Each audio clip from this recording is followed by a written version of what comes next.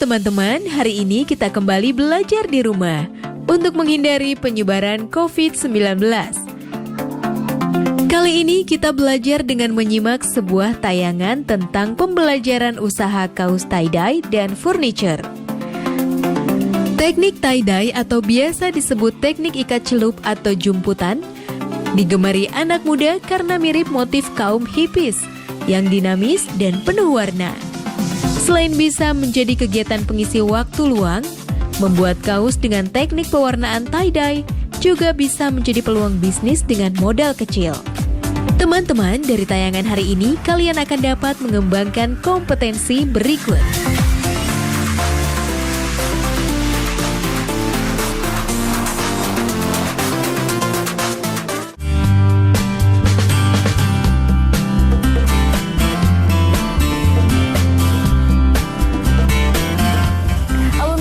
Bersama saya Putri Juniawan, ini adalah program Bahan Ajar Audiovisual yang diselenggarakan oleh Direktorat Pembinaan Pendidikan Keaksaraan dan Kesetaraan bersama dengan Kementerian Pendidikan dan Kebudayaan Republik Indonesia yang kali ini mengangkat tema mengenai seni kaos jumputan.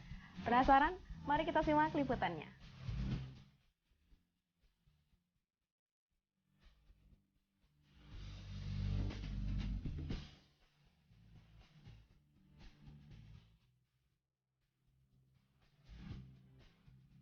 Di Indonesia, tie-dye dikenal sebagai seni ikat celup atau sering disebut juga dengan jumputan.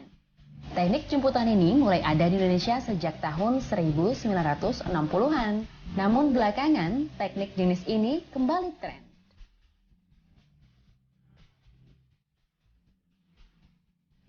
Berasal dari keluarga seniman, Surya Saputra menekuni seni tekstil warisan kaum hippies atau yang dikenal dengan Flower Generation yang mulai marak di tahun 60-an. Memiliki ayah lulusan kriya tekstil dari Institut Seni Indonesia Yogyakarta, membuatnya semakin mendalami jumputan dengan berbagai kreasi. Berawal dari dorongan teman-temannya yang meyakinkan Surya untuk membuat kaos dengan teknik jumputan ini, dia pun memberanikan diri dengan modal usaha yang cukup minim. Ia pun terus berusaha menciptakan kreasi-kreasi baru dengan motif dan warna-warna yang menarik.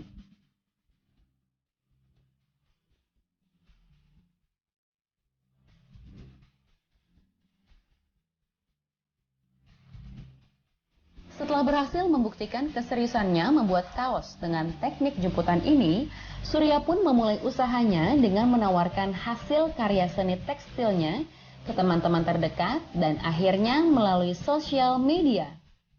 Kendalanya ketika cuaca yang tidak menentu, karena hasil dari penjemuran dan pencampuran warna tergantung dari panasnya matahari. Teriknya matahari membuat warna terlihat lebih terang dan keluar, begitupun sebaliknya. Untuk itu, Surya pun memiliki berbagai kreasi, motif, dan ukuran, sehingga pemesan bisa dapat memilih motif, warna, dan ukuran sesuai dengan yang pelanggan inginkan. Awal mula usaha ini, jumputan ini ya Mbak, itu dulunya tuh dari temen sih ya. Temen bilang, kan tahu kalau orang tua saya di usaha batik. Nah, teman-teman tuh pada bilang, pakai bahasa Jawa ini, bahasa Jawanya, ya Mbak Wen gawe iki, gawe kaos koyong ini, kowe mesti iso. Bilang kayak gitu. Nah terus di rumah saya juga mikir, teman-teman bilang kayak gitu dan ayah saya bisa bikin kayak gitu, kenapa saya nggak nyoba? Ya udah saya coba aja bikin kayak gini, jumputan itu. Jadi motivasi awalnya tuh gimana ya? Saya pengen bikin sesuatu yang beda dari teman-teman saya, dimana teman-teman saya tuh berusaha di bidangnya, mereka di mana teman-teman saya tuh berusaha di bidangnya, mereka di jalanan atau street art, di graffiti. Aku pengen bikin sesuatu yang berbeda dari mereka, yaitu di kaos jumputan itu sendiri. Apa aja? Alat dan bahan yang dibutuhin buat jemputan ini Awalnya dari pewarna ini pakai pewarna batik. Itu ada warna batiknya sendiri, bubuk batik sama fiksasi buat matiin warnanya biar nggak luntur. Sama kaosnya itu sendiri, kayaknya pakai katun. Alat dan bahan yang dibutuhin, pertama bahannya dari kaos polos sendiri dari katun. Terus ada pewarna batik, botol pewarna, karet, sama streaming. Alat dan bahannya, aku nemuinnya botolnya itu bekas dari semir, punya orang tua sih. Dulu kan cuma yang penting butuh botol buat naruh warnanya itu. Terus kalau warnanya sendiri itu kalau di Jogja gampang Pak, didapat di pasar-pasar itu ada. Bahan kain ini juga banyak di toko-toko tekstil itu, banyak kriteria yang bisa dimiliki kalau pengen punya usaha ya. Yang penting ya itu tadi, jangan pernah nyerah, nggak ngeluh, terus jadiin semua kesempatan itu kalau emang kamu mampu, lakuin aja. Walaupun ada trial error-nya? Iya, tetap dicoba. Trial error itu banyak apa dikit, susah apa gampang, tetap dicoba. Biar hasilnya lebih maksimal lagi. Proses pembuatannya dari awal kaos jadi itu dibikin untiran, dijumput, istilahnya dijumput ya. Itu diambil dari posisi tengah-tengah kaos, itu dipuntir searah jalur.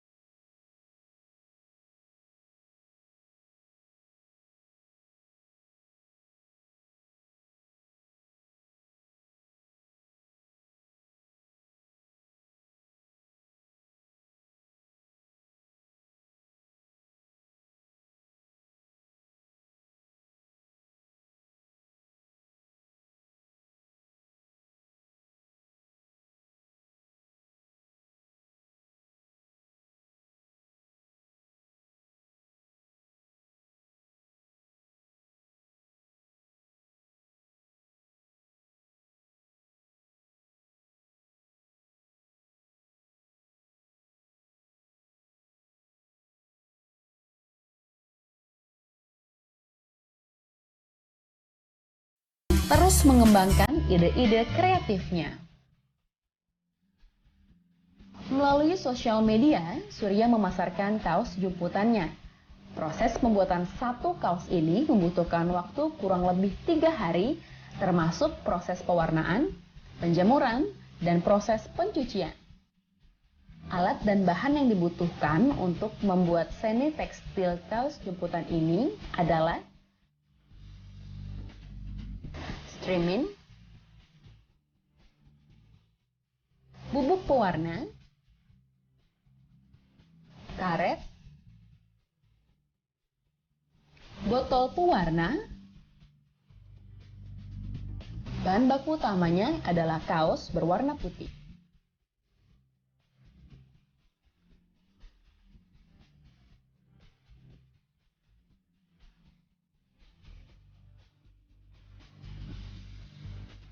Cara membuat kaos kerajinan seni tekstil ini adalah: pertama, siapkan kaos putih berbahan katun, kemudian bentangkan kaos tersebut. Carilah titik tengahnya persis di antara bagian kedua tangan dan dari panjang baju. Kemudian, dijumput sesuai dengan kreasi yang kita inginkan. Setelah dijumput, kemudian diikat dengan karet.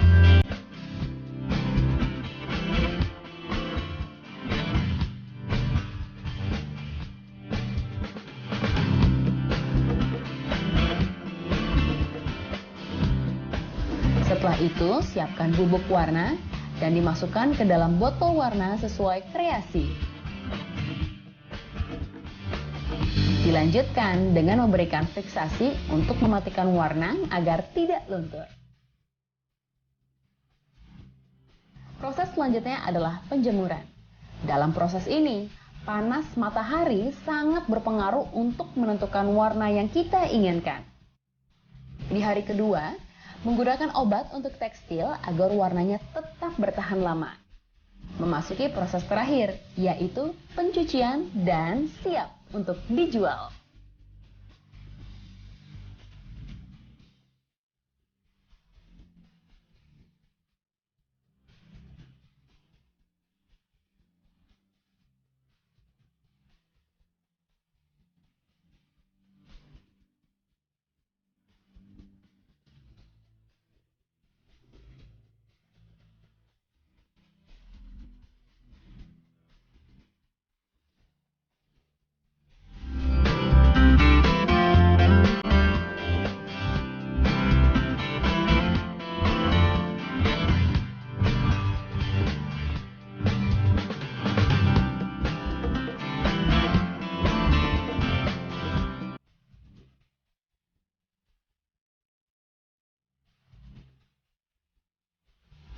Modal awal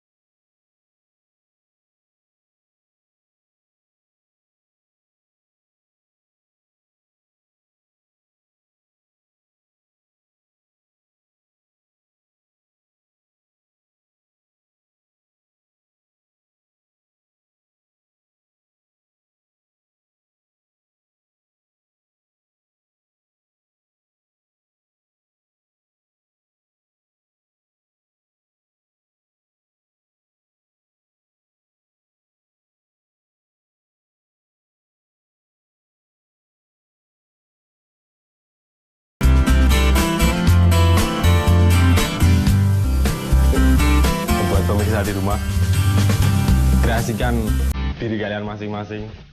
Apapun itu, jadiin kreasi, jadiin kesempatan itu, lakuin kesempatan itu, jangan pernah menyerah.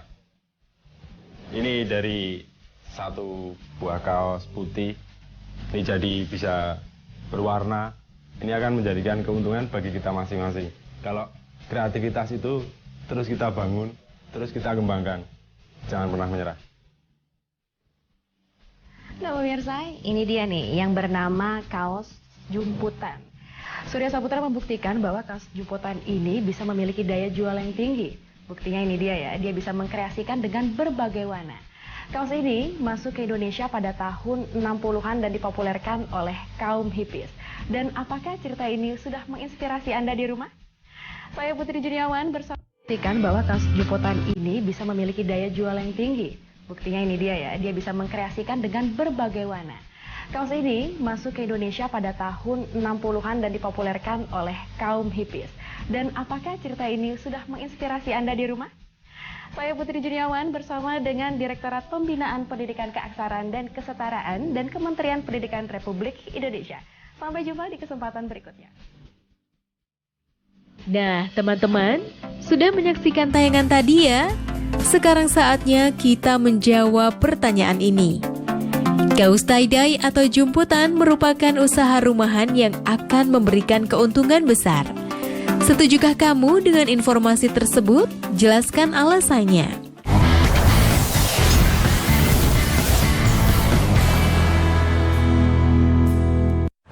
Menurut lo, seperti ini?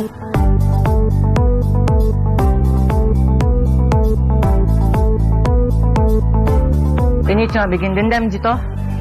Jadi hentikan nih dari sekarang. Sudah ku bilang, tak boleh lagi ada pelonco-peloncoan. Baca, baca. Ayo kenali sekolah dengan cara yang lebih asik.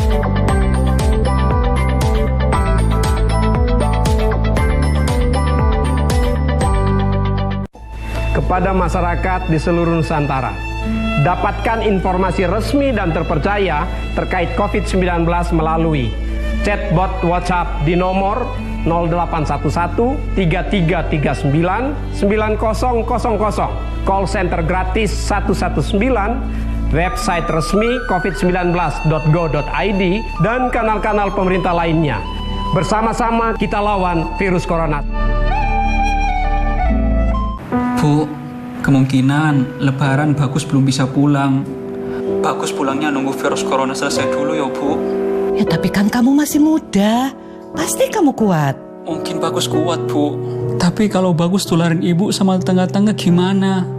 Ya Allah, semoga virus ini cepat selesai. Izinkan anak saya biar bisa cepat pulang. Hari ini saya belajar berkorban untuk orang tua yang saya sayangi.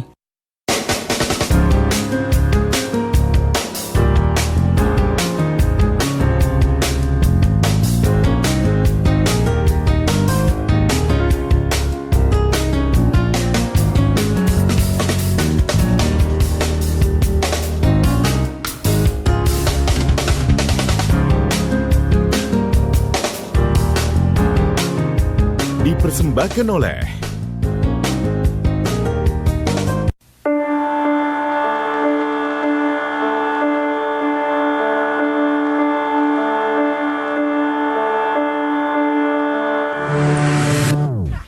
tak ada yang lebih membanggakan dari menjawab keraguan dengan keberhasilan.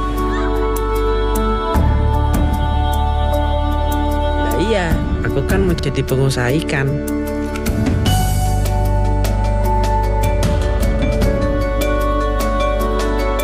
Karena kutemukan jurusan dan pelatihan yang kuperlukan.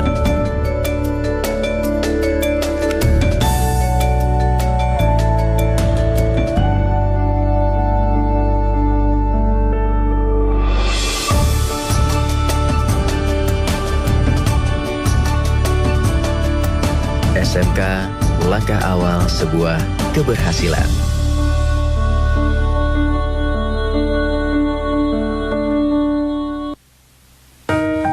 Kamu tahu nggak, hari ini KIP sudah turun.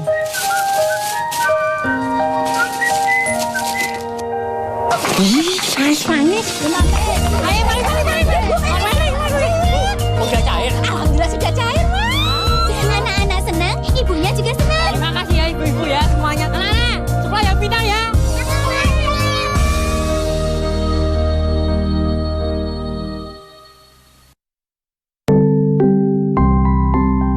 Dengan adanya sistem PPDB ini, jalur zonasi minimal menerima 50%, jalur afirmasi minimal menerima 15%, jalur perpindahan tugas orang tua atau wali maksimal 5%. Sisa kuota dari 3 jalur tersebut adalah jalur prestasi. Dengan sistem PPDB ini diharapkan dapat meningkatkan layanan akses pendidikan dan pemerataan kualitas pendidikan. Semangat ya belajarnya! Saat saya dan ibu dibilang positif, itu saya sedihnya udah dalam level yang berbeda-beda, sampai udah self-blaming aja terus. Saat itu aku dibandingin ibu dan Mbak Ratri, aku yang paling parah keadaannya gitu. Justru tuh gejala-gejala awalnya menurut saya lebih sakit dibandingkan waktu saya diisolasi. Udah demam, vertigo, ngilu-ngilu di tulang, di otot, semuanya tuh udah pada tingkat yang luar biasa banget. Ya ada 1-2 hari yang nggak bisa makan karena muntah terus. Saat orang muda merasa mereka akan aman dari virus ini, aku bikin bahaya karena justru mereka bisa menularkan virus ini ke orang tua karena akibatnya bisa fatal. Virus ini bukan hanya tentang kita, bukan tentang individu, bukan tentang perseorangan. Karena itu kita harus sangat waspada, salah satu caranya dengan tinggal di rumah.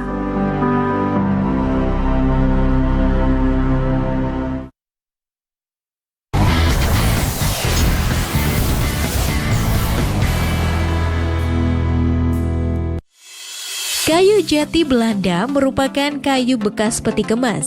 Namun, kayu ini sangat diminati sebagai badan dasar furniture dan dekorasi ruangan karena bahannya ringan. Motif serat kayunya menarik dan tidak mahal. Yuk kita simak bersama tayangannya. Salam Pendidikan Indonesia. Warga belajar kayu jati Belanda adalah jenis kayu yang sangat diminati sebagai bahan dasar membuat furnitur dan dekorasi ruangan. Selain karena warnanya yang cerah, teksturnya yang lembut, harganya pun relatif murah. Bersama saya, Larasati Nur Rahma, kita akan membahasnya dalam program audiovisual Bahan Ajar Pendidikan Masyarakat, persembahan Direktorat Pembinaan Pendidikan Keaksaraan dan Kesetaraan Kementerian Pendidikan dan Kebudayaan Republik Indonesia berikut ini. Siapa sangka kayu bekas peti kemas ini bernilai jika sudah dibuat menjadi kursi atau lemari dan furniture lainnya. Ya, kayu bekas yang berkualitas baik bisa dimanfaatkan sebagai tambahan penghasilan. Kayu peti kemas atau biasa disebut jati Belanda atau pine wood memang sudah banyak yang menggunakannya. Dinamai kayu jati Belanda sebenarnya bukan karena asalnya dari Belanda. Jati tidak akan tumbuh di negara subtropik seperti Belanda. Mungkin disebut demikian karena kayu ini adalah kayu bekas peti-peti pengemas barang impor yang sebagian besar diangkut kapal laut yang kebanyakan dari negara-negara Eropa. Daya tarik kayu jati Belanda yang utama ada pada harganya yang relatif murah. Bahannya enteng, warnanya kuning muda, seratnya menimbulkan kesan unik tersendiri, terletak pada alur urat dan mata kayunya. Namun kekurangannya, kayu ini tidak bisa rata 100%. Inilah salah satu kerajinan kayu jati Belanda yang bernilai. Untuk membuatnya diperlukan keahlian dan keterampilan. Oleh karena itu, pada program kali ini kita akan sajikan cara membuat dan bahan yang diperlukan untuk membuat meja dan kursi dari kayu jati Belanda. Sebelum menyaksikan, ada beberapa tips yang bisa kita jalankan sebelum membuka usaha di bidang ini. Awali dengan sesuatu yang Anda cintai. Jika kita suka merangkai dan menghasilkan furniture yang bernilai, maka usaha ini patut untuk dicoba. Luangkan waktu untuk mengenali pasar Anda. Temukan pasar yang sesuai dengan produk yang dibuat. Tentukan tempat untuk menampilkan produk Anda. Perlahan dalam menjalankan bisnis, lebih baik jika tidak memiliki anggaran yang cukup.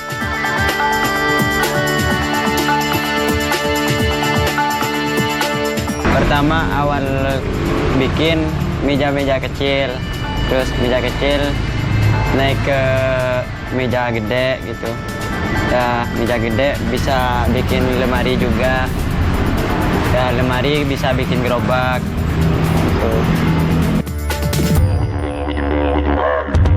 Bahan-bahannya aja pertama kayu, tapi nggak sembarang kayu, ada pilihannya juga. Pertama sih bisa dibilang kayu jati, soalnya kan ini udah pilihan dari ininya, dari produknya. Keunikannya dari serat-serat kayunya gitu. Keunikannya dari serat-serat kayunya, bisa nampak semua serat kayunya. Warga belajar, berikut ini adalah bahan-bahan dalam pembuatan sebuah furniture kursi yang berbahan dasar kayu jati Belanda.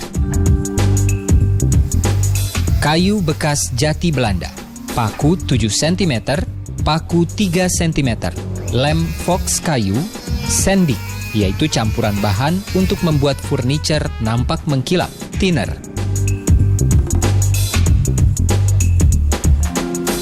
Alat-alat yang diperlukan antara lain mesin serut, mesin potong circle, bor, meteran, siku, penggaris, alat bantu potong, dan palu.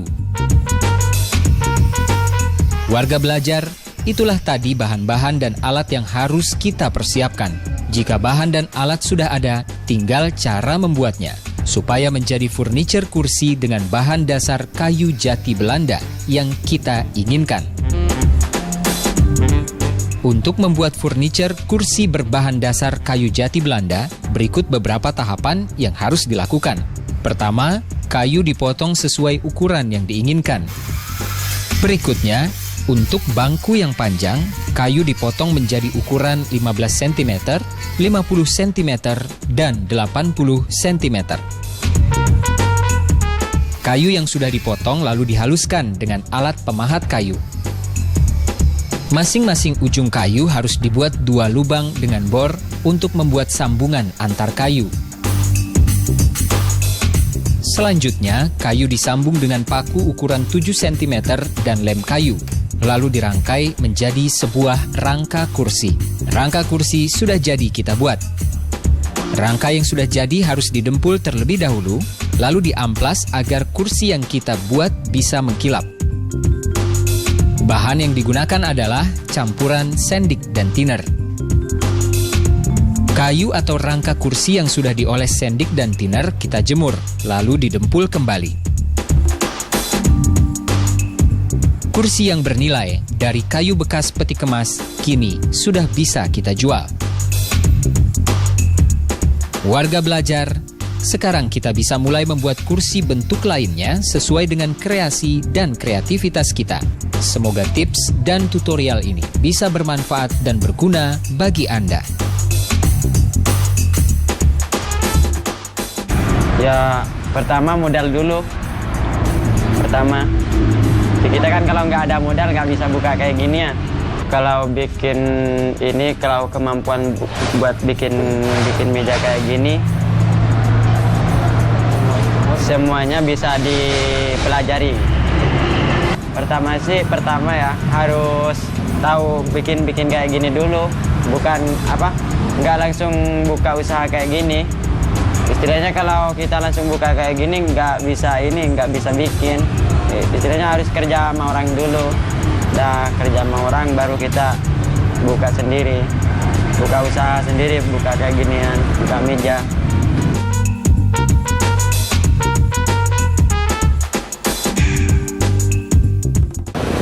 Terima kasih Anda sudah menyaksikan program audiovisual Bahan Ajar Pendidikan Masyarakat, persembahan Direktorat Pembinaan Pendidikan Keaksaraan dan Kesetaraan Kementerian Pendidikan dan Kebudayaan Republik Indonesia. Semoga tayangan tadi bisa menginspirasi Anda untuk memulai usaha. Selamat mencoba. Nah teman-teman, sudah menyaksikan tayangan tadi ya? Sekarang saatnya kita menjawab pertanyaan ini. Jelaskan apa yang harus dipertimbangkan sebelum membuka usaha di bidang furniture berbahan dasar jati Belanda. Sekarang tetap belajar dari rumah ya teman-teman. Jaga jarak, rajin cuci tangan, dan pakai masker agar kita mencegah penyebaran COVID-19. Sampai jumpa. Yuk bantu Kemendikbud menjadikan program belajar dari rumah di TVRI lebih baik dan menyenangkan untuk kamu. Ikuti survei evaluasi program belajar dari